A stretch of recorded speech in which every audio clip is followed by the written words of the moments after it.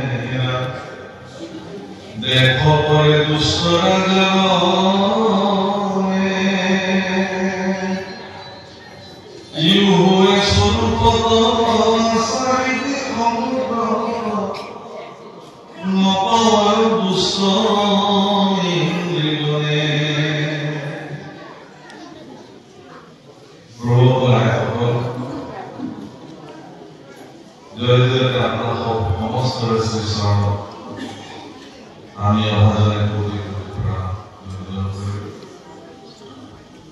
আৰু এনেকুৱা এক পবিত্ৰ স্থান গোহাগাঁও বৰ্ণান্ধৰ প্ৰাংগণত অনুষ্ঠিত হোৱা এই মহামূল পাঠ অনুষ্ঠানত আমাক আমন্ত্ৰণ কৰি আমাৰ প্ৰতি কৃতজ্ঞতা দেখুৱালে নহয় তাৰ বাবে আমাৰ সকলোৰে চৰণত আমিও কৃতজ্ঞতা জ্ঞাপন কৰিব।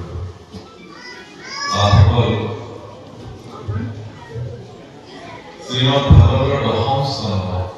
আজি ইয়াত এক বিশেষ অধ্যায় কৃষ্ণ ৰুক্মিণীৰ কথোপকথন। দৰাচলতে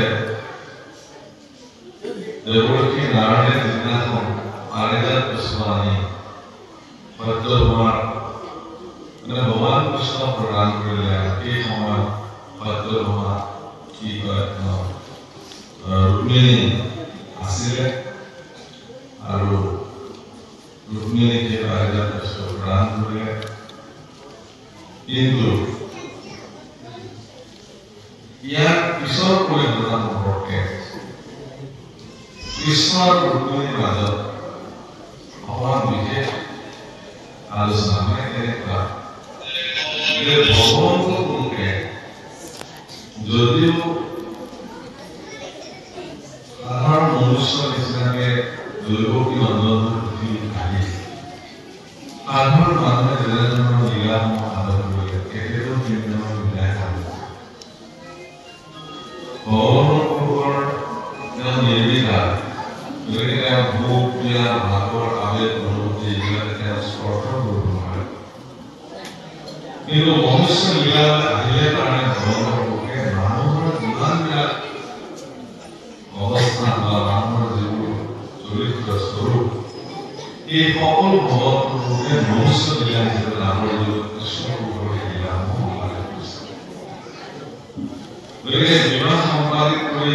অস্ত্ৰ মহিয়তীৰ লগত মহাপুৰুষে যেতিয়া সংসাৰ কৰিছিল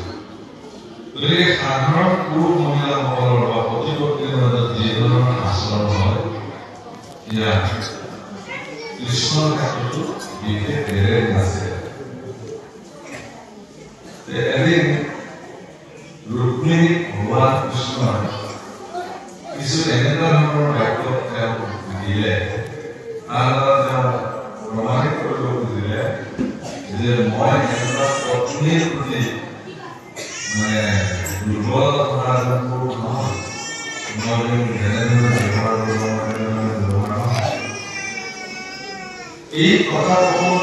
ৰুক্মিণীয়ে ভাবিলে যে ভগৱান কৃষ্ণ তেওঁৰ প্ৰতি দুষ্ট হৈছে গতিকে তেওঁ পৰিত্যাগ কৰিব। তেওঁ ভয় কৰে আৰু ইয়াৰ পিছত ভগৱান পুৰুষে তেওঁ বুজালে যে আচলতে তেওঁ পৰিত্যাগ কৰাৰ কাৰণে এই কথা ভগৱানে কোৱা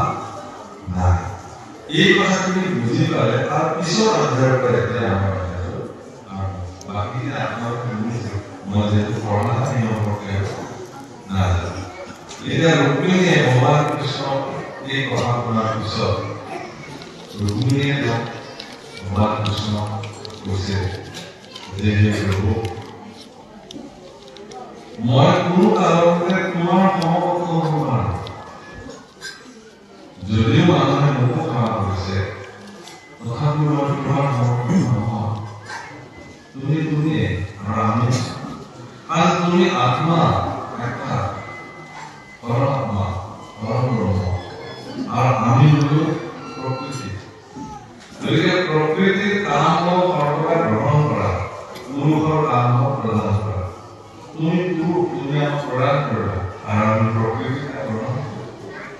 গতিকে এই প্ৰকৃতি আৰু পুৰুষৰ যি ভেদ অনুযায়ী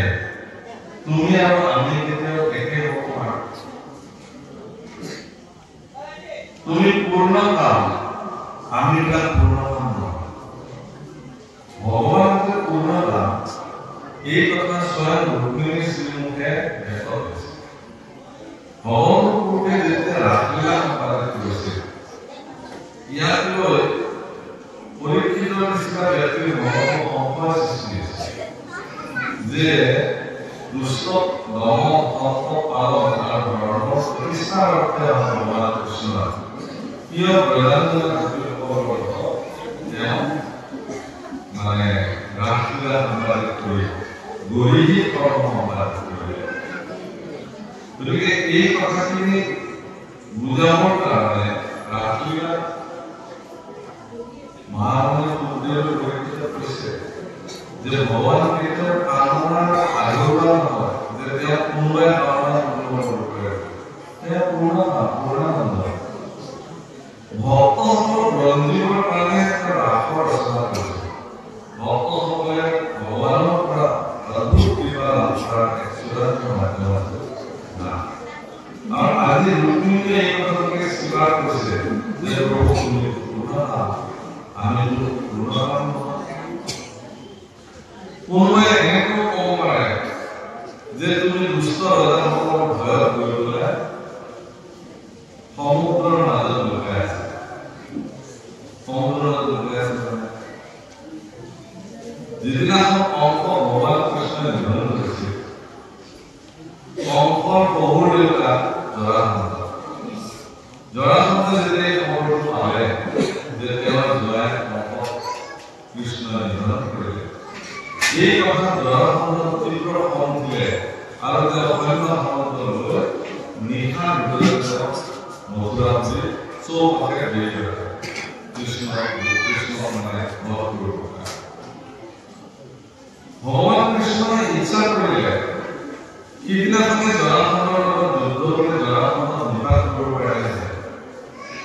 কিন্তু ভগৱান কৃষ্ণই সিদিনাখন জৰাসন্ধক নিপাত নকৰিলে। তেওঁ কৰিলে কি, তেওঁৰ মায়া শক্তিৰ বলেৰে সমস্ত মথুৰাৰ প্ৰজাজনক লগত লৈ মথুৰাৰ মাজতে তেওঁ অন্তৰ্ধান হ'ল আৰু সাগৰক নিষেধ মাৰিলে যে মই কাৰো ভূমি দখল নকৰোঁ, তোমাৰ বুকুত মোক এটা ভূমি নিৰ্মাণ কৰি দিয়া, যাতে মই তাতে মোৰ ৰাজ্য প্ৰতিষ্ঠা দি মোৰ প্ৰজাজনক আৰু সেই স্থানটোৰ নাম হ'ল দ্বাৰিকা, য'ত ভগৱান কৃষ্ণ দ্বাৰিকা বীজ হিচাপে ব্যৱহাৰ কৰিবলৈ কিছুমানে ক'ব খোজে যে জৰাসন্ধৰ নিচিনা ৰজাৰ ভয়তে কৃষ্ণ গৈ পেলাই সমুদ্ৰৰ মাজত এটা স্থানত তেওঁ ৰাজ্য পাতি লুকাই আছে। দ্বাৰিকা শব্দৰ অৰ্থ হ'ল দ্বাৰ একা সংস্কৃত, অৰ্থাৎ এখনেই দ্বাৰ,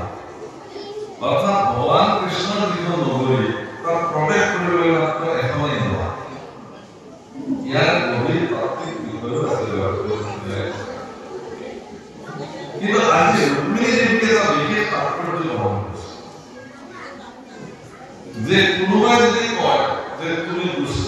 ৰজাসকলৰ ভয়তে গৈ পেলাই সাগৰৰ মাজত তুমি অৱস্থান কৰিছা, তেতিয়াহ'লে ইয়াকো মই নহয় বুলি নকওঁ। হে ভগৱান, তুমি আত্মাৰ আহোতে প্ৰত্যেকজন ব্যক্তিৰে হৃদয় সমুদ্ৰত বিদ্যমান হৈ আছা, সেইকাৰণে দুষ্ট ইন্দ্ৰিয়বিলাকে তাত তোমাক ঢুকি নাপায়। দুষ্ট ইন্দ্ৰিয়বিলাকে যাতে তোমাক ঢুকি নাপায়, সেইকাৰণে তুমি হৃদয় সমুদ্ৰত আত্মগোপন কৰিছা। গোস্বামী তুলসীত আছে ৰামচৰিত মানসত প্ৰভু ৰামৰ বৰ্ণনা কৰিবলৈ যাওঁতে এটি সংস্কৃত ভজন তেওঁ উল্লেখ কৰিছে বুলি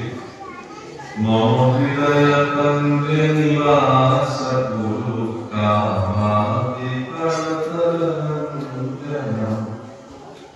শ্রীরামচন্দ্র কৃপায় ভজমান ভব ভজলাম নবকন্দ লোচন কন্দ মুখকার কন্দ পদকন্যাম। মম হৃদয় কন্দ নিবাস গুৰু সংস্কৃত যে মোৰ হৃদয় পদৰ আহি তুমি নিবাস কৰা। তোমাৰ হাত দুখনৰ পদৰ দৰে, তোমাৰ চকুৰ পদৰ দৰে, তোমাৰ মুখমণ্ডলৰ পদৰ দৰে, এনেকৈ তোমাৰ ভৰিৰ তলুৱাখন পদৰ দৰে। কোনে স্তুতি কৰিছে এই বুলি নিবিচাৰে। যেতিয়া ভগৱন্ত তত্ত্ব ভালে পুষ্ট আমাৰ লগত খালী কৰি বিভিন্ন উৎসৱ গতিকে গোস্বামী তুলসীদাসে কৈছে যে মই হৃদয় কৰোঁ লাগে তুমি বিৰাজমান মাছ আৰু আমাৰ মানৱ কৰি কি লিখিছে হৰি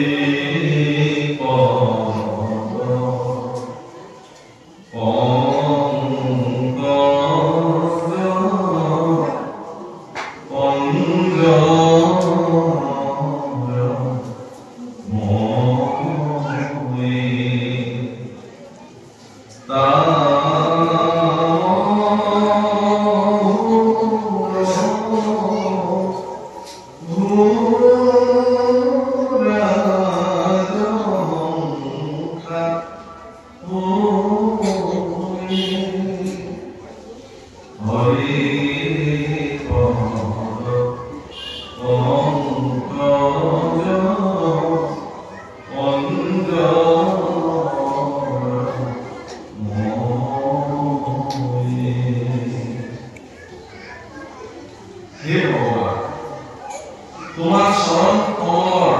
পিঞ্জৰাত মোৰ মন মুক্ত হৈ পেলাই চিৰদিনৰ কাৰণে ভৰ্তি হৈ যাব যাতে মোৰ এই চঞ্চল মনটো কলৈকো যাব নোৱাৰে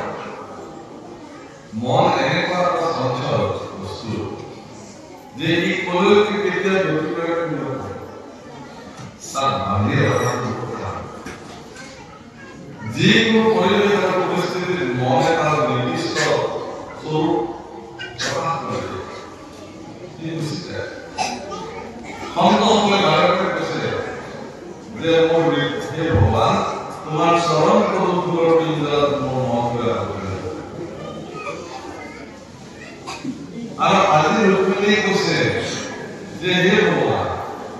তুমি হৃদয় সমুদ্ৰত বিদ্যমান হৈ আছা যাতে দুষ্ট ইন্দ্ৰিয়ৰ পৰা সহজে প্ৰাপ্তি হ'ব নোৱাৰে দুষ্ট ইন্দ্ৰিয়ৰ যদি ঈশ্বৰৰ কৃপাত বলিয়ান হৈ যায় তেতিয়াহ'লে মনুষ্য জীৱনৰ সাৰ্থকতা নাইকিয়া হ'ব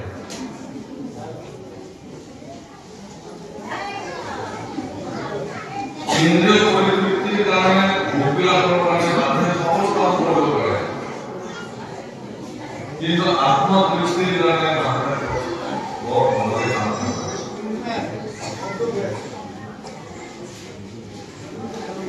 মানুহে ইন্দ্ৰিয় পৰিতৃপ্তিৰ কাৰণে যি কৰিব লাগে তাকে কৰিবৰ কাৰণে মানুহ প্ৰস্তুত হৈ থাকে আত্মতৃপ্তিৰ কাৰণে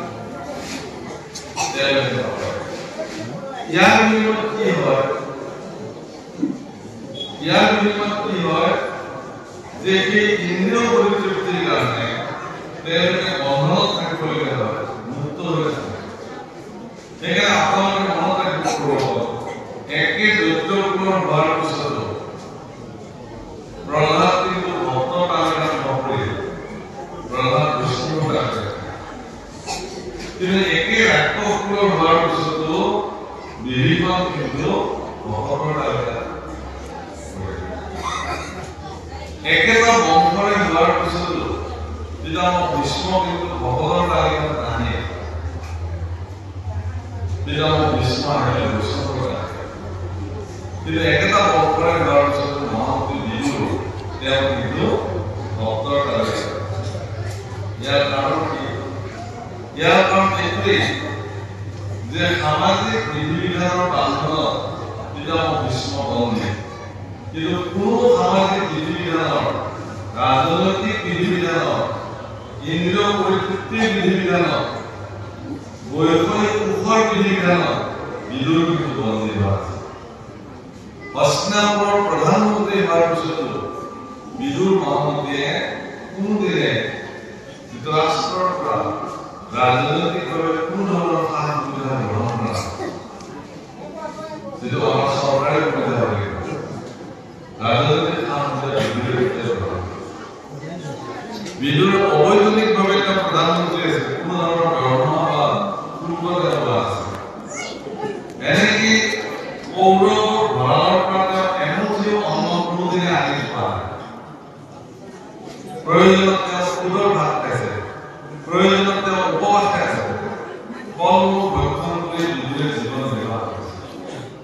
আৰু সেইকাৰণে কুৰুক্ষেত্ৰ যুদ্ধৰ ঠিক প্ৰাক মুহূৰ্তত বিদুৰে কুৰুক্ষেত্ৰ মহাসভাৰ পৰিত্যাগ কৰি তেওঁ চিৰদিনৰ কাৰণে গুচি যদি তেওঁ চৰকাৰী সা সুবিধা ৰাজনৈতিক সকলো ধৰণৰ সা সুবিধা দৰমহা সুবিধা যদি গ্ৰহণ কৰি থাকিলেহেঁতেন তেতিয়াহ'লে এখন দেশৰ যুদ্ধকালীন পৰিৱেশত প্ৰধানমন্ত্ৰী এগৰাকীয়ে সকলো পৰিত্যাগ কৰি তীৰ্থ ভ্ৰমণলৈ যোৱা অপৰাধত বিদুৰক সমস্ত লোকে সমালোচনাৰ সমালোচনা কৰে যে এনেকুৱা বিপন্ন পৰিস্থিতিত তুমি দেশ এৰি কিয় গুচি যাবা। আজি যদি আমাৰ ভাৰতবৰ্ষৰ যুদ্ধকালীন পৰিস্থিতিৰ সৃষ্টি হয় কোনোবা শত্ৰু দেশে তেতিয়া আমাক ভ্ৰমণ কৰে আৰু এই সময়ত যদি আমাৰ প্ৰধানমন্ত্ৰী যদি দেশৰ সকলো দায়িত্ব বাদ দি পেলাই তেওঁ যদি কৰবালৈ গুচি যায় মানুহে সমালোচনা নকৰিব নিশ্চয়। কিন্তু বিদুৰক কোনেও আজিলৈকে সমালোচনা কৰিব নোৱাৰে অথচ মহাভাৰতত বিদুৰ নীতিকে সৰ্বশ্ৰেষ্ঠ নীতি বুলি ধৰা হ'ব। ইয়াৰ মূল কাৰণ কি যে বিদুৰ কোনো কাৰণতে বিধি কিংকৰ আছিল অবিধি কিংকৰ আছিল ভক্ত কৰিলে অবিধি কিংকৰ। গতিকে দুষ্ট ইন্দ্ৰিয় কৰি ভগৱান কৃষ্ণ সৌভাগ্য হৃদয় মুহূৰ্তত বিচাৰি নাপায় কিন্তু আপোনাৰ ইন্দ্ৰিয় যেতিয়া সম্বন্ধ হৈ যাব ইন্দ্ৰিয়বিলাক যেতিয়া আত্মাৰ দ্বাৰা পৰিচালিত হ'ব সেইদিনাখন আপুনি হৃদয়ৰ ঈশ্বৰ ইয়াতে আপুনি বিচাৰে নহ'লে বাহিৰত বিচাৰি কৰিবলৈ মানুহে ঈশ্বৰ বিচাৰি লৈকে নাহে যোনে য'তে তাতে ঈশ্বৰ বিচাৰি যায় বোলে অমুকত বহুত প্ৰমাণ আছে তাত গৈ আপুনি চাকৰি কৰি মানুহে গুচি যায় গৈ তাতে গৈ চাকৰি যাব ভাবে কি ভগৱান তাতে আছে সেই ইয়াত ভগৱান নাই ভগৱান সৰ্বত্ৰ সকলোতে তাতে আপোনাৰ হৃদয়তে ভগৱান বহি আছে বেলেগ বিচাৰি নাই। তথাপিও মানুহে তীৰ্থ ভ্ৰমণ ক্ষেত্ৰ ভ্ৰমণ নামঘৰ মন্দিৰ দেৱালয়লৈ যায় এইকাৰণে যায় যে তাত ভগৱানক বিচাৰি যোৱা সন্তসকলৰ লগ লাগি সাধু সংগত যিখিনি শৰীৰৰ দুষ্ট কৰ্ম আছিল সেইখিনি যাতে পৰিত্যাগ কৰিব। আজি আপোনালোকে যে ইয়াতে এই গুৱাহাটী নামঘৰত এইটা আয়োজন কৰিছে এই আয়োজনৰ মূল পৰিণাম কি যে ইয়াত আপোনালোক আজি সকলো সন্ত হৈ আহিছে আৰু সেই ঠিক পদূলি দেশখনৰ পৰা সোমাই অহাৰ পিছতে আপোনালোক সন্তোষ হৈ ইয়ালৈ আহৰণ কৰিছে। এনেকুৱা সন্তসকলৰ লগত বহি হৰিগুণ শ্ৰৱণ কীৰ্তন কৰিলে মানুহৰ মন বদলি ঈশ্বৰমুখী হয়। আপনার ইন্দ্রিয় যেটা শান্ত হয়ে নির্দিষ্ট ঈশ্বর আপনার প্রাপ্তি হবে রুক্মিণী এখানে বর্ণনা করেছে। হিয়া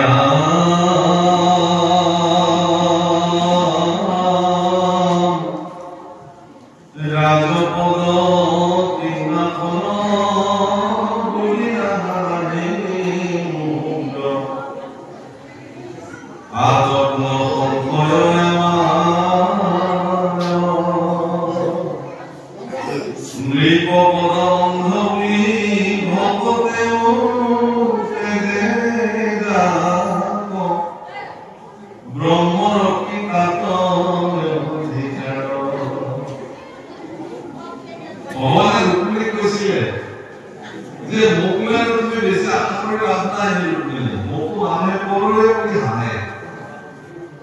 দুষ্টচৰিত্ৰ ৰাজাৰ ভয়ত পলাই ফুৰিবলৈ কয় তাৰ উত্তৰ ৰুক্মিণীয়ে দিলে।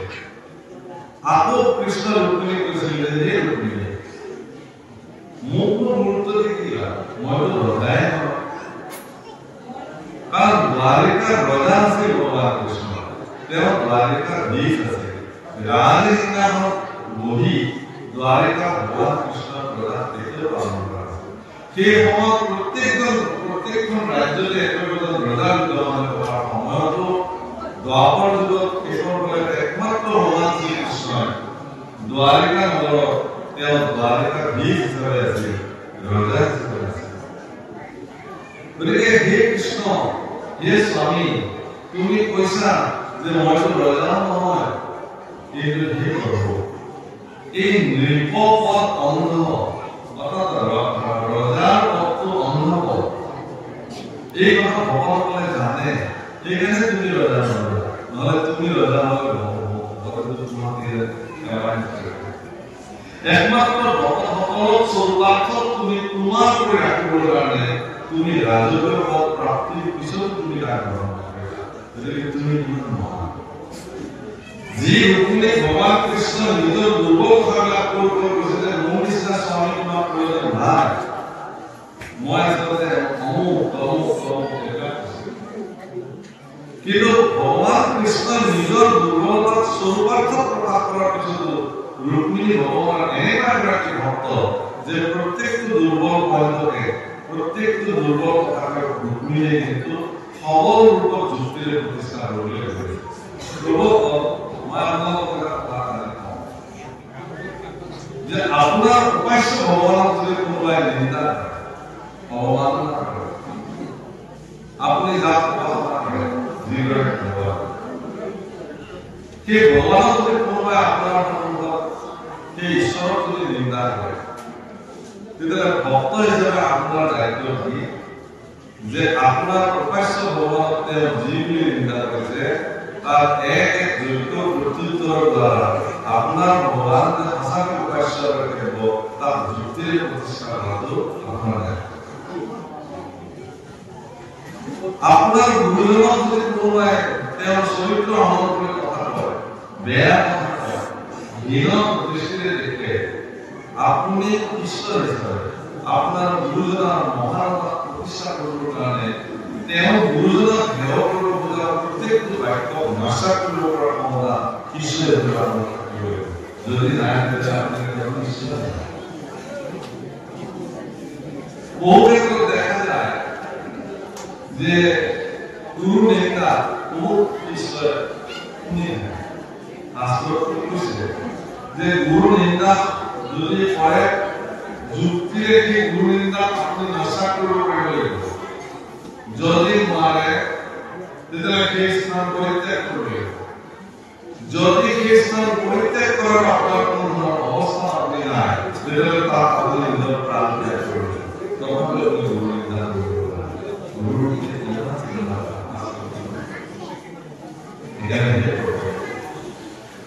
ঈশ্বৰ আৰু গুৰু অভেদ। গুৰু আৰু ঈশ্বৰৰ মাজত কিমান পাৰ্থক্য? গুৰু ব্ৰহ্মা, গুৰু বিষ্ণু, গুৰু দেৱ মহেশ্বৰ, গুৰু সাক্ষাৎ পৰম ব্ৰহ্ম তস্मै শ্ৰী গুৰুৱে নমঃ। শেষৰ বাক্যটো কি বুলি ক'লে? গুৰু সাক্ষাৎ পৰম ব্ৰহ্ম, গুৰু সাক্ষাৎ পৰম ব্ৰহ্ম মানে ঈশ্বৰে গুৰু, গুৰুৱে ঈশ্বৰ। আপোনাৰ গুৰুজনক আপুনি কেতিয়াও সেৱা কৰিব নোৱাৰে। ৰামায়ণত কাক ভূষুণ্ডী বুলি এটা চৰিত্ৰ আছে, এজন ঈশ্বৰৰ নাম কাক ভূষুণ্ডী, মানে এজন কাউৰী স্বৰূপাৰ্থ ভক্ত। তেওঁ প্ৰথমে এজন মানুহ আছিল আৰু বাৰাণসীৰ এজন গুৰুৰ ওচৰত তেওঁ আত্মসমৰ্পণ কৰিছিল আৰু সেই গুৰুজনে তেওঁক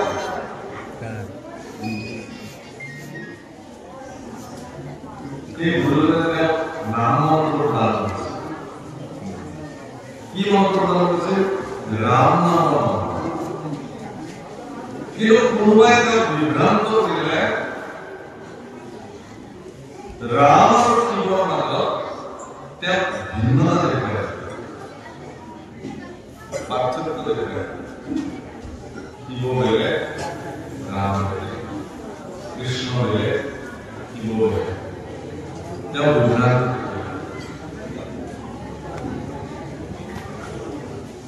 ভাৰতৰ বৈষ্ণৱৰ ভিতৰত কোন বৈষ্ণৱ শিৱ? নাম মহাপুৰুষ শংকৰে বুজিলে কীৰ্তনত লিখিলে গুণ নামৰ যত বিষ্ণু শিৱ তাকো ভিন্ন বুজি কৰে নহয়, তাৰ নামৰ ধৰি তেওঁৰ নামৰ ধৰি শিৱ আৰু বিষ্ণু নামৰ ভিন্নতা কৰিব নোৱাৰে। অৰ্থাৎ বিষ্ণুক সেৱা কৰা শিৱই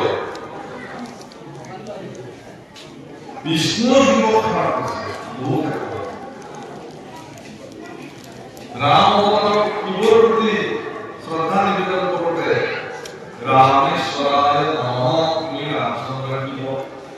পচন্দ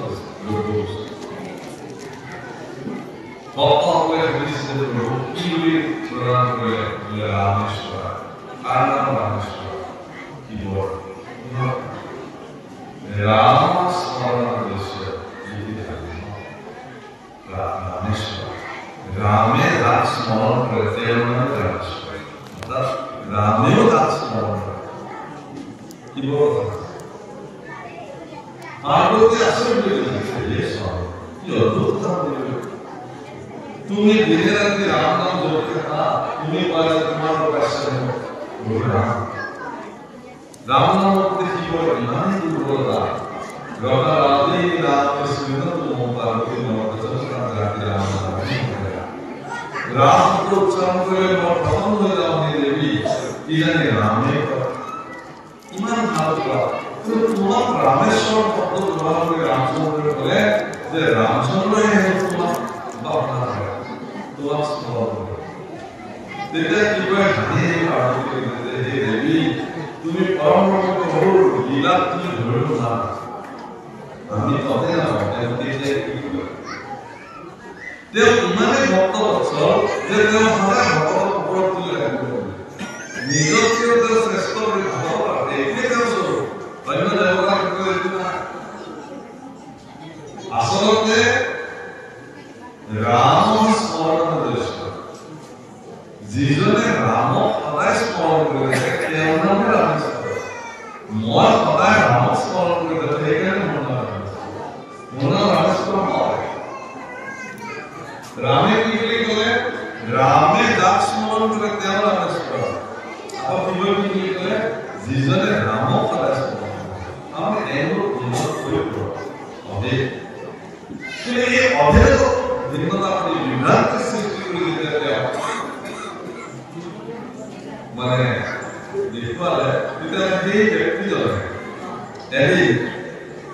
हरि मंदिर कोई क्या कीबोर्ड नाम जो है हमारे कृष्ण के गुरु है उपस्थित हो जेतु गुरु के राम नाम से क्या कीबोर्ड सब कर देते हैं तो गुरु देखियो निर्णयता भाव और जब नाम जो होता है वैसा और एक दृश्य देखी बोला की बहुत जनो बोले अरे जीवन गुरु कृपा तुम नाम जो करोगे बोलिका ये गुरु देखी के तो आवाज करेगा अजर लोग करे बोलेगा लॉस करना है जो तुम अजर हो जाओगे मनुष्य बात तुम्हारा जुगला मेरे के क्या अजर के अभिशाप ले बोल तो भय का आदमी नहीं ये लोग कहते हैं वो भी कोई जुड़े तो अजर के निकला इधर गुरु एक तरह को कमी की वो सुनती है ये जीवन का अपराध लोगों को मुझे लारे में अपराध करे अपराध लोगों का जीवन स्वामी को क्या मुझे किस की बात करना तो भूल गए मुझे क्या गुरु दया जो कृष्ण करे सारे सके मोहे सोही कार नजर हो सुलोमुनि करे तुम्हारा रामचंद्र का नाम जे गुरु का विष्णु का से जे गुरु इमान दयालु जे तेओ अवज्ञा করার বিষয়ে তেও ঈশ্বর মানে আসলে যা বলতে পারে এই মত আসলে বলে মত সব বুঝতে আমি ভাবো দেখি বলে ঠিক আছে ময়টা একটু বোঝাই হলো না কিন্তু সর্বজনীন যিখিনি নিগাহ বুলিবলৈ আছে সেই নিগাহ নিগাহ বুলিবলৈ আছে কিন্তু এটা জন্মৰ ফলত ভুলে ইয়াৰ পিছতে কোনো সমস্যা এনেকুৱা দীৰ্ঘ কাহিনী মনত কোৱাৰ প্ৰয়োজন আছে যে গুৰুসকল ইমানেই দয়ালু যে তেওঁলোকে শিষ্যসকলে তেওঁলোকক অৱজ্ঞা কৰাৰ পিছতো গুৰুৱে কিন্তু কেতিয়াও শিষ্যক অৱজ্ঞা কৰিব নোৱাৰে বহু ক্ষেত্ৰত শিষ্য গুৰুক ত্যাগ কৰা দেখা যায় কিন্তু গুৰুৱে আজিলৈকে কেতিয়াও শিষ্যক ত্যাগ কৰাৰ কোনো উদাহৰণ দিয়া নাই শিষ্যৰ প্ৰচণ্ড উন্নতি কিঞ্চিত মানুহ ঈৰ্ষান্বিত নোহোৱাকৈ সদায় গুৰু যেনে পুত্ৰৰ উন্নতিত কিঞ্চিত মানুহ ঈৰ্ষা নোহোৱাকৈ সদায় বিঘ্নি নাথাকে ঠিক তেনেকৈ ঈশ্বৰৰ পদোন্নতি ঈশ্বৰ জয় জয় মঙ্গলতা অৱস্থা গুৰু কেতিয়াও ঈশ্বৰ এই উন্নতিৰ প্ৰতি কিঞ্চিত বৰং ঈশ্বৰ প্ৰতিযোগিতা কৰে যে প্ৰভু মোৰ ঈশ্বৰ তুমি জয়জয়কাৰ কৰিছা উন্নতি কৰিছা মই তোমাৰ গুৰুসকল ইমান দৃঢ়তা সেয়ে গুৰুৰ গুৰুত্ব নুবুজি পেলাই শিষ্যসকলে গুৰুৰ অৱমান যদি কেতিয়াও সহ্য কৰিব পাৰে সেইকাৰণে শিষ্যসকলে গুৰুৰ কোনো কাৰণত অৱমান সহ্য কৰিব পাৰে আৰু ঈশ্বৰৰ অৱমান ভক্তসকলে কেতিয়াও সহ্য নকৰে কিন্তু ৰুক্মিণীৰ সন্মুখত স্বয়ং ভগৱানে নিজৰ দুৰ্বলতা প্ৰকাশ কৰিছে যে মইতো বলৰীয়া মইতো ৰজাই নহয় গতিকে তুমি মোক গুৰুত্ব দি কি লাভ তুমি এখানে ৰজা নহলা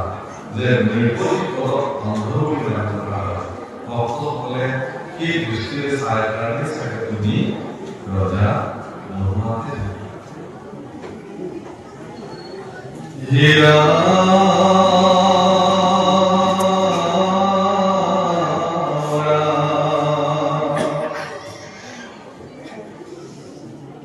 নৰকৰ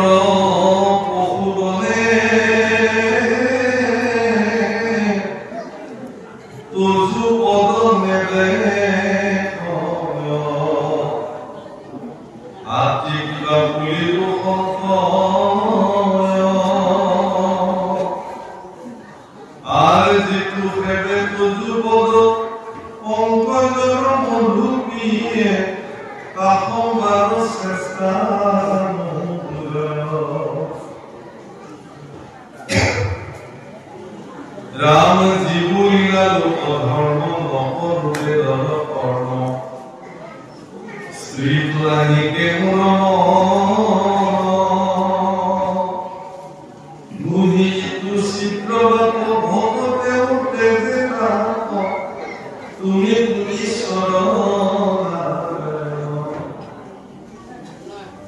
तुम्हार কোনো পদবী নাই তুমি কোনো পদত অধিষ্ঠিত নহয় ভগবান কৃষ্ণ কি পদত এক পদত নাই এনে আছে yes নৰকৰ টিকবিলাকে কি পদবী বিচাৰিব কিন্তু পৰম ভক্তসকলে তুমি যে উত্তম পদত অধিষ্ঠিত হৈ আছা এই কথা মনে স্বীকাৰ কৰে এনেকৈ তোমাক বুজিলে যিসকলে তোমাক বুজে তেওঁলোকো উত্তম পদ প্ৰাপ্তি হয় ভক্তসকলে ভগৱানক বুজিলে ভগৱান ভক্তসকলক উত্তম পদ প্ৰাপ্তি হয় আপোনালোকে ভগৱানক বুজিলে আপোনালোকৰ উত্তম পদ প্ৰাপ্তি হয় প্ৰভুসকল তেওঁ কৈছে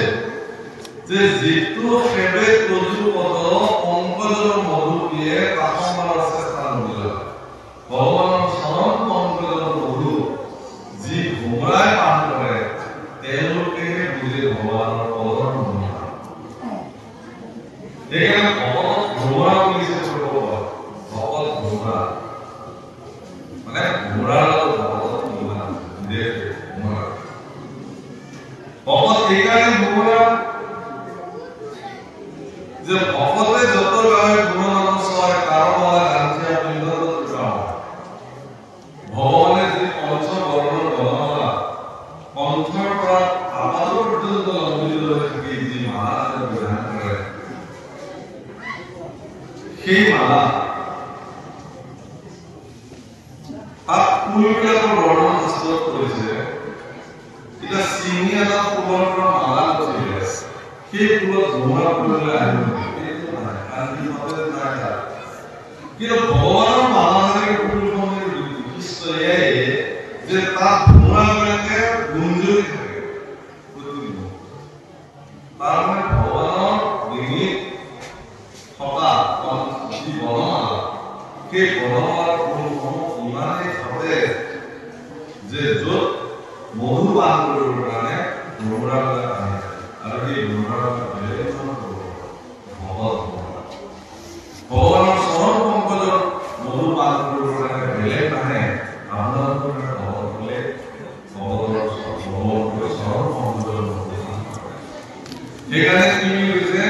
ভগৱতৰ ধন যজু আৰু এই কথা আজি অত্যন্ত দৃঢ়তাৰে দেৱী ৰুক্মিণীয়ে ভগৱানৰ চৰণত অৰ্পণ কৰিছে। হে ৰাম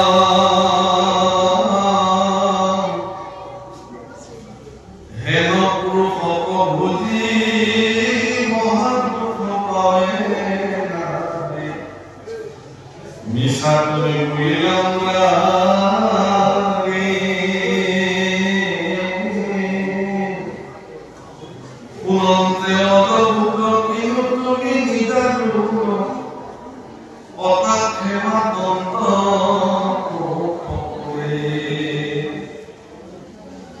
রাম যার ভক্তি তমনে সুরময় রাধা করমনে অঙ্গ পিছু ভরত যাতে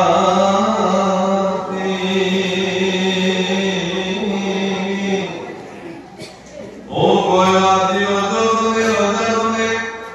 রাজ্য দিদি গৈল বহনে দেখম বেউ দুখ পাবয়াতে।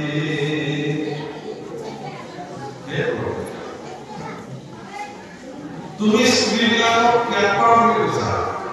কৰিবই লাগিব। কাৰণ ভকতেও স্ত্ৰীসকলক ত্যাগ কৰে, স্ত্ৰী মোহত ভকত নাথাকে। তুমি চোৱা তুমি কেনেকৈ স্ত্ৰীৰ মোহত থাকিবা? তুমি ভগৱান হৈও যদি স্ত্ৰীৰ মোহত থাকা, তেতিয়াহ'লে তোমাৰ ভক্তলৈ কিবা নাথাকে। গতিকে ভক্তলৈ যাতে নাৰীৰ মায়াত পৰি নাথাকে, তাৰ কাৰণে তুমিও কৰিছা, সেইকাৰণে তুমি নাথাকা। তাৰ কাৰণে আমাৰ কোনো আপত্তি নাই। তুমি ৰজা নহয় বুলি কৈছা, পদবীত নাই বুলি কৈছা, কিন্তু তোমাৰ প্ৰাপ্তিৰ কাৰণে পৃথিৱীৰ সৰ্বশ্ৰেষ্ঠ ৰজাবিলাকে কিন্তু ৰাজ্যপথ এৰি অৰণ্য গৈ পেলাই তোমাৰ প্ৰাপ্তিৰ কাৰণে ধ্যান কৰে। তাৰমানে নাম দিছে কোনবিলাক অংগ, অংগ, পৃথু, ভৰত, জয়জাতি, গয় আদি জনাসকলে মহা মহা ৰাজ্যপথ পৰিত্যাগ কৰি একমাত্ৰ তোমাক পাবৰ কাৰণে তেওঁলোকে মানৱ কৰে। প্ৰভু পৃথিৱীত যি নদী আছে, উদাহৰণ আছে যে প্ৰচণ্ড ৰাজকীয় পদবী পৰিত্যাগ কৰি বিশাল বিশাল ৰাজ্যৰ বিশাল বিশাল সংস্কৃতি পৰিত্যাগ কৰি এই ৰজাবিলাকে বাকলি বহন কৰি সন্ন্যাসীৰ বেগেৰে এটা সময়ত তেওঁলোকে অৰণ্যলৈ গুচি গৈছে, সকলো পৰিত্যাগ কৰি। আমি মৃত্যুৰ আগমুহূৰ্তলৈকেও সংসাৰৰ পৰিত্যাগ কৰিব।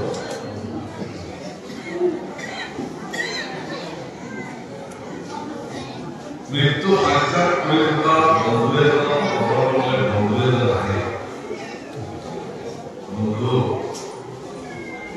মই তোমাক খবৰ ল'বলৈ আহিব পৰা নাই, আছানে? দেখিছানে? বন্ধুক দেখি বন্ধু বুজিছে যে বন্ধু আৰু বেছি দিনৰ আৰম্ভ নহয়। সেইকাৰণে সাদৰে গৈ সুধিছে, বন্ধু তোমাৰ কিবা ইচ্ছা আছে নেকি? তেওঁ কৈছে ইচ্ছা মানে ইচ্ছাটো বহুতেই আছে, কিন্তু তুমি মোক এটা ঢেঁকী বনাবলৈ কাঠ এডাল তুমি দিবলৈ দিছিলা, সেইডাল তুমি নিদিলা।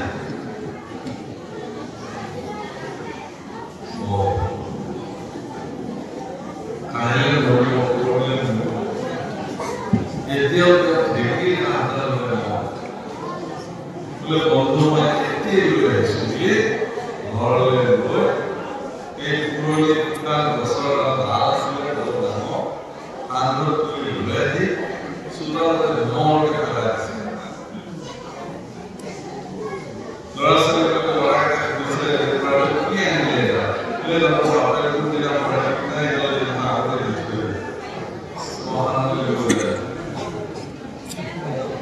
আৰু ভিতৰত আহি পেলাই কৈছে যে বন্ধু শব্দ এটা শুনিলে শুনিলো অনেক পাত আঠটা দিলো একেই আঠটা দিলো এইটোকে ভাবি আছো মই এটা কিয় দিছো যে মৃত্যু অৱস্থালৈকে আমাক কেৱল ধন আচলতে আমাৰ যিখন দেউতা আছে সেই দেউতাখন 50ৰ পিছত যিবোৰ অংক হিচাপ কৰা হয় সেইবোৰ কেনেকৈ হিচাপ কৰা যায় 51 52 53 54 এনেকৈ হিচাপ তাৰমানে তাত বন শব্দটো যুক্ত হৈ গৈছে কাৰণ 50ৰ পিছত তেওঁ বনলৈ গমন কৰিব লাগে পানীমান কৰিব লাগে এয়া দিব এখানে কৈছে যে 25 বিদ্যা 50 ধন তার পিছত ধন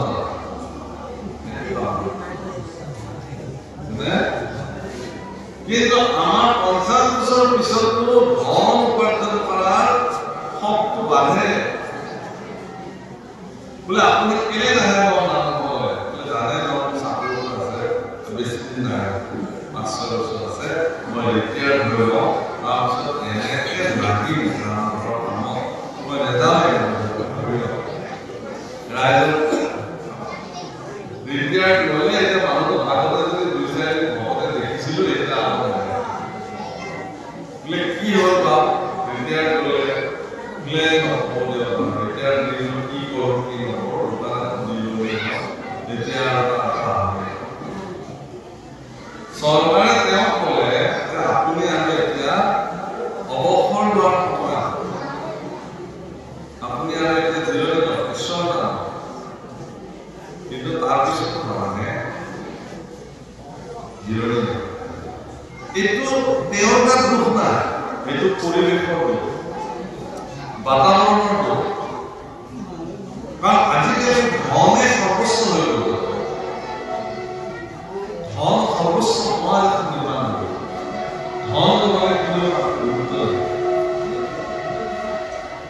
আজি যদি আপনি অনুষ্ঠান করেছে রাজনীতি অনুষ্ঠান তার যিজনে সকল ধর্মকে বলা সমাজের অধিক গুরুত্ব প্রদান করে আপনি সৎ আর নিষ্ঠাৰে যিমানে শাৰীৰিক শ্ৰম তেওঁৰ প্ৰতি মানুহৰ তেওঁৰ লেখতে নাই কিন্তু যদি কোনোবাই অসৎ প্ৰক্ৰিয়াৰে হওক দুৰ্নম্বৰী কৰিয়ে হওক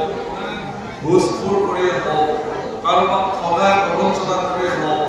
তেওঁ এগালমান ধন উপাৰ্জন কৰিছে কৰি তেওঁ ভকতৰ অনুষ্ঠানলৈকে তেওঁ তাৰে ধনৰ এটা বৃহৎ অংশ দি দিছে তেওঁৰ মানসিকতা এইটোৱে যে মই যি পাপ কৰ্ম কৰি যি ধন উপাৰ্জন কৰিছো তাৰে অংশ কিজানি মোৰ পাপ হয় আৰু মানুহে তেওঁক অধিক গুৰুত্ব দিয়ে উপায় নাই সেইটো লোকৰ ধন জন অসত্য বিভূতি শক্তি সামৰ্থ্য এইবিলাকে মনুষ্য জীৱনৰ সাৰ্থক কৰি তুলিব এজন ৰজা বৃদ্ধ অৱস্থালৈকে তেওঁ ইখনৰ পিছত ইখন দেশ আক্ৰমণ কৰে আৰু ধনসমূহ লুটি লৈ এদিন স্বয়ং দেৱকী নাৰদ তেওঁৰ ৰাজ্যলৈ কাৰণ তেওঁ এই এখন ৰাজ্য দখল কৰিলে বহু সৈন্য সামন্ত ধৰিলে সকলো নাৰী বিধৱা হ'ল সকলো মাতৃ পুত্ৰ হ'ল কিছু 15 দিন মান এমাহৰ পিছত তেওঁ আকৌ যোজনা কৰিলে যে আৰু ৰাজ্যলৈ দখল কৰিলে মানুহে শান্তিৰে ঘূৰি কেৱল যুদ্ধ আৰু কিহৰ কাৰণে ৰজাক কেৱল লাগে অৱশ্যে এইটো ৰজাৰ স্বভাৱ আচলত বৰ্ণন হৈছে নীতিকথা যে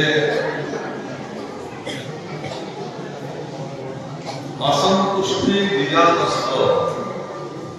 সন্তুষ্টি মহিপতি সুলজ্জাতে নষ্ট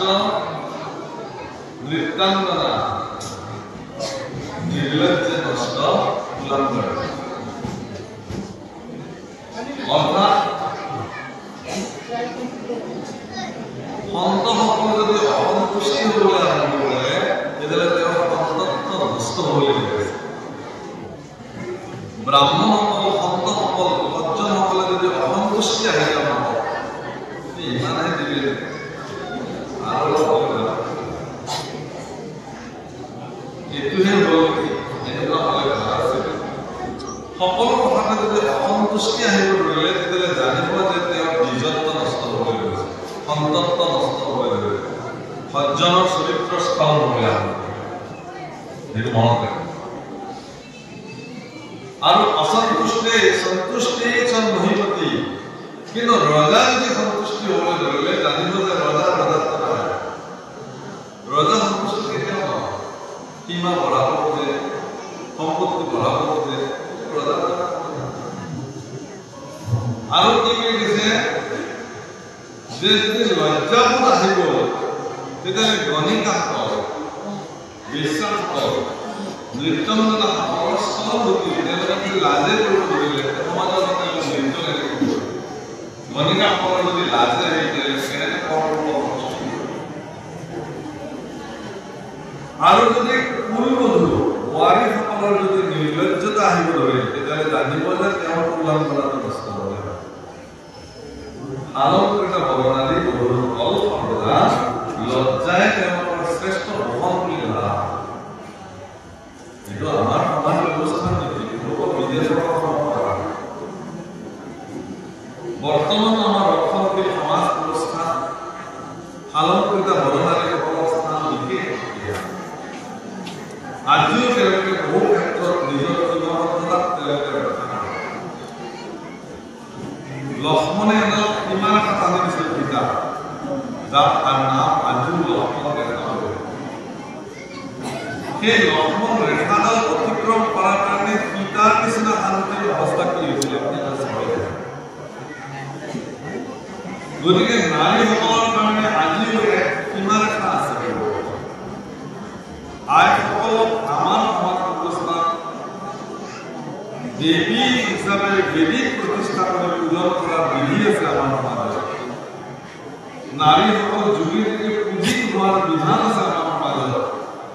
গতিকে নাৰী যাতে কোনো কাৰণে পূজ্য বেদীৰ পৰা যাতে তেওঁলোকৰ স্খলন নহয় তাৰ কাৰণে এটা নিৰ্দিষ্ট সীমা ৰেখাৰ মাজত তেওঁলোকে থাকিবই লাগিব যদি এই সীমা ৰেখা তেওঁলোকে কৰিব পাৰে তেতিয়াহ'লে নাৰীৰ যিটো নাৰীত্ব মৰ্যাদা হীন হৈ যায় এবাৰ নাৰী আন্তঃৰাষ্ট্ৰীয় নাৰী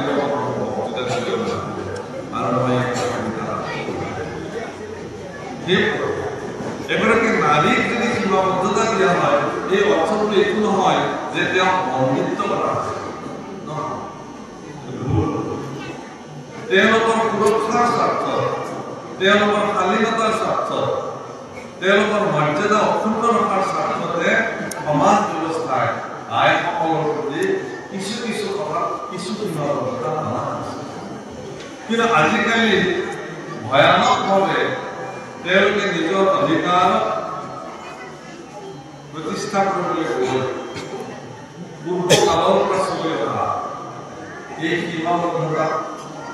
লাঞ্চিবৰ কাৰণে তেওঁলোকে আজিকালি মুখাবদ্ধ প্ৰভুসকল এইকাৰণে যে নহওক এই কথাখিনি যে অসন্তুষ্ট যিটো ৰজা অসন্তুষ্ট সেইকাৰণে এটা পিছত এটাকে তেওঁ ৰাজ্য দখল কৰিব ধৰিলে দেৱৰ্ষী নাৰায়ণ আহিল দেৱৰ্ষী নাৰায়ণে আহি তেওঁ ক'লে যে হে ৰাজন মই স্বৰ্গৰ পৰা আহিছো আৰু স্বৰ্গত তোমাৰ পিতৃক মই সাক্ষাৎ কৰি আহিছো পিতৃ বোলে ভালে আছে নে মোৰ দেউতা ভালে আছে মাত্ৰ এটা অসুবিধা আছে কি বোলে তেওঁলোকৰ পিন্ধা কাপোৰবিলাক ফাটি চিটি গৈছে সেই এযোৰ কাপোৰ পিন্ধি গ'ল তেওঁলোকে মোক কৈছে যে আমাৰ পুত্ৰ অমুক ৰাজ্যৰ ৰজা তেওঁৰ বেছি দিন নাই বোলে হ'ব বোলে কি কৈছে যে আমাৰ পুত্ৰ বেছি দিন নাই আৰু তেওঁ মৰিব গতিকে তেওঁ যিদিনাখন মৰিব সেইদিনাখন যাতে আমাৰ কাৰণে অলপমান কাপোৰ লৈ আহে নতুবা এটা বেজি লৈ আহিব আমাৰ কলা কাপোৰ লৈ আহিছে ইমান চিন্তা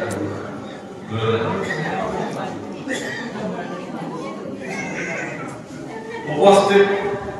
সভাসদসকলে ৰত্নসকলে উপদেষ্টাসকলে আপোনালোকে মনত ৰাখিব দেই বেজি দুটা এটা তেতিয়া সেই পণ্ডিতসকলে কলে যে মহাৰাজ যদি অভয় দিয়ে এটা কথা ক'বলৈ কি অভয় দিছো বোলে আপোনাৰ মৃত্যু আপুনি একো লৈ যাব নোৱাৰে আচল নীতি আপুনি পৃথিৱীত যেনেকে আহিছে তেনেকে আপুনি যাব সংগে ৰখিও নাযায়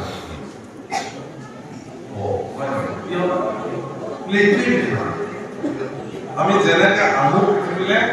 তেনেকে আমি যাব নগ্ন পৃথিৱীলে আহো আৰু নগ্ন পৃথিৱীলে জন্মৰ পৰা মৃত্যুলৈকে এই দুইদিনীয়া বজাৰখনত মাটি বাৰী ধন সম্পত্তি এগাৰ কাৰ্য কৰি আৰু এইবিলাক চব থৈ এনে খালি হাতে বহুত ব্যক্তিয়ে ইয়াক হৃদয়ৰ পৰিত্যাগ কৰিছে মই যি উপাৰ্জন কৰিলো যি কৰিব গৈছে এইবিলাক মোৰ কিঞ্চিত পালন নহয় তেতিয়া তেওঁলোকৰ মৃত্যুটো সফল হৈ যায় আৰু যিবিলাকে মৃত্যুৰ আগমুহূৰ্তলৈকে তেওঁলোকে উপাৰ্জন কৰা সম্পত্তি তাৰ পৰা মুখ যদি এৰিব নোৱাৰে তেতিয়াহ'লে বহুত কষ্টদায়ক আৰু নিশা ভুজি যদি আমাৰ ভৰিব লাগে তেওঁৰ ইচ্ছা নাই যাবলৈ গতিকে এনেকুৱা ভয়ানক মৃত্যুৱে তেওঁলোকক দেখি পিনি মাৰে সেইকাৰণে ৰুক্মিণী দেৱীয়ে ভগৱান কৃষ্ণক কৈছে যে হে স্বামী নৰকত মজি মজি থকা কীটসকলে তোমাৰ পদৰ মহিমা বুজি নাপায় কিন্তু পৰম সজ্জন ভক্তসকলে তোমাৰ চৰণ কমলৰ মধু পান কৰি জীৱন ধন্য